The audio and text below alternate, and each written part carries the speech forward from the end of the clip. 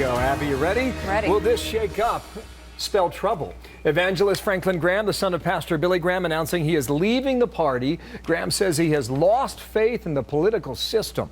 All of it, in fact. Lars Larson, syndicated radio host on Compass Media Network. Sean Pittman, an attorney and Democratic strategist, and host the syndicated TV show The Usual Suspects. Gentlemen, good day to both of you. I mean, Merry Christmas. Graham was painting with a broad brush, by the way. He is really upset about this budget that was passed last week. This is what he says in part on Facebook. Seeing and hearing Planned Parenthood talk nonchalantly about selling baby parts from aborted fetuses with utter disregard for human life is reminiscent of Joseph Mengele and the Nazi concentration camps. That should have been all that was needed to turn off the faucet for their funding, end quote. He's leading what he hopes will be a national campaign, Lars, to get people to follow along. And it's not just Republicans, it's Democrats, it's the Tea Party folks, it's everybody in this category.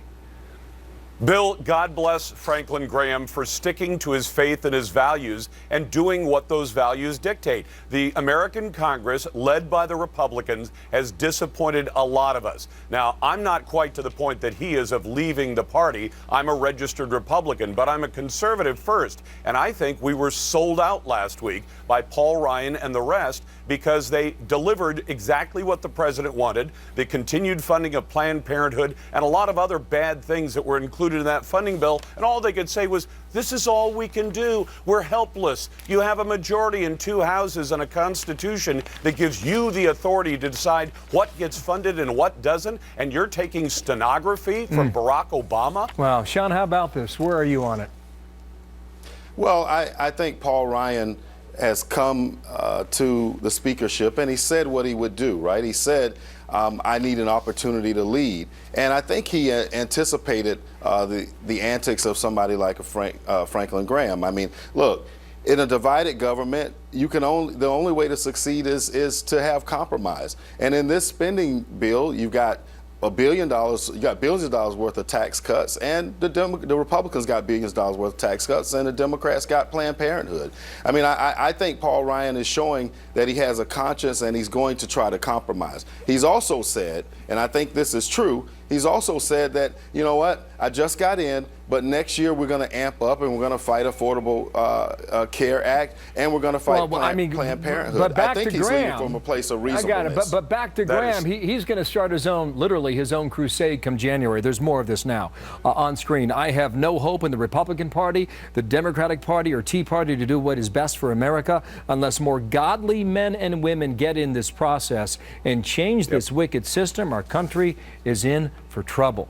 Lars, where does it go? Well, and Sean says that this is a compromise. Planned Parenthood got every dime they've always gotten. $500 million of the taxpayers' money that goes unnecessarily to a private organization that is the biggest baby killer in the United States. And they've been caught on tape selling baby parts and negotiating for the price of baby parts. Of course they should be cut off. What else would you expect from a man of faith to say you can't fund these people anymore? And instead what we get is, well, we traded it for a really cool deal to lift the ban on exporting oil. Gee, that's nice. Baby parts for exporting oil. That's not a compromise. That is a sellout. But again, overall, Sean, he's saying pox on all your houses. He doesn't care what party you're in.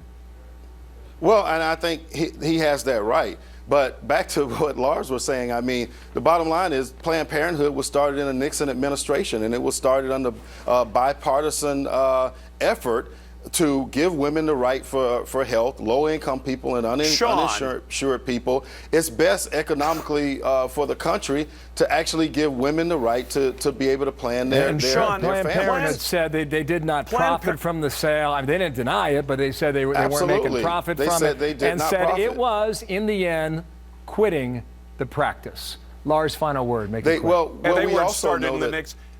They were started from the mind of Margaret Sanger, who was a eugenicist who deliberately put the clinics in black neighborhoods in America, and we've all read what she had in mind, and Planned Parenthood has not changed its ethics since Margaret Sanger. I have no hope in the Republican Party, the Democratic Party, or the Tea Party to do what is best for America. Graham set to go on the road in January. Gentlemen, thank you.